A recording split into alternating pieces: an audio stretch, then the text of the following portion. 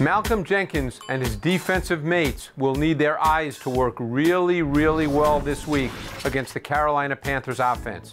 And that's because the Panthers, maybe more than any team in the league, are very effective with multiple backfield actions. In fact, the Eagles got a taste of this a year ago when they beat Carolina. But Cam Newton scored on a touchdown run that's very representative of what the Panthers do. What you're going to see now is a three-pronged option attack. You're going to get the inside run. You're going to get the keep by the quarterback or the toss to Curtis Samuel. All that is part of this play.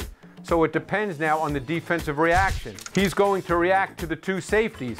The safeties jump wide, playing the toss to Samuel. So Cam keeps it and runs in for a touchdown. Now with Christian McCaffrey becoming more of a force as a runner this year, they've added and expanded that. This will end up being just a counter run, but what they do is they bring DJ Moore behind Cam Newton. McCaffrey's already offset in the backfield. So now at the mesh point, before he hands the ball to McCaffrey, you're in the same situation. You have the potential for option football with Cam keeping it and tossing it to DJ Moore. But what he does, he hands it to McCaffrey. It's just a counter run, but all the action in the backfield cuts off the backside pursuit. McCaffrey gets through the hole and runs for 40+ yards. Really difficult on the defense. Then same game, a couple of drives later. Now they have Christian McCaffrey and CJ Anderson in the game together. McCaffrey now motions back into the backfield he was initially split. So what you're going to get, a mesh point again.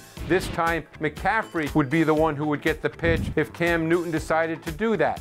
But Newton now, off the mesh point, what you get is the throwback screen to CJ Anderson. Anderson with blockers out in front and the defense having reacted the other way to the misdirection and deception element, Anderson gets in the end zone for a touchdown.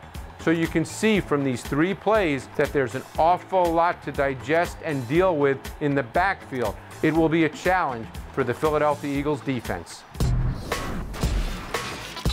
All right, Ike, Reese is a former linebacker. I'm sure it bothers you when you see the Eagles give up 147 rushing yards, most of them Saquon Barkley. That's the most since Jim Schwartz's first season. What do you think were the issues here against the run? The thing that bothers you the most as a defensive player is not so much when a guy has the type of success that he has, it's how he had it, and typically it's due to us not being in our right type of gaps or missing tackles. You watch this play here on this long run, you're going to get the defensive lineman slanting down. So their objective here is try to get Saquon to bounce this ball back out, and then you're going to have unblocked defenders here. You're going to get Nigel Bradham. If he squeezes down a little faster, he's going to be right there in the gap, but he's not the only one. You need safety support as well. Because we're playing it too high, you got these guys out here really locked in on the receivers being blocked up. You're going to have to get safety support. So as you let this play unfold, you're going to see Nigel right there has to do a better job of closing this space. With a guy like Saquon Barkley, you can't give him space. That's what he wants. He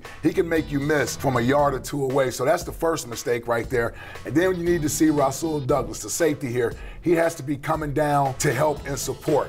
You're going to see really a poor angle being taken by Rasul Douglas, and that allows Saquon Barkley to get through that little alley there. It's little things like that that drives coaches crazy, because when you have a good defense drawn up, you expect everybody to be in their right gaps. The right guys have to know where their run support is at. And if you clean those little things up, that could be a 10-yard play there, right? If, you give Saquon credit for being a great runner, but this shouldn't be a touchdown run. This should be more of a 10, 15-yard gain.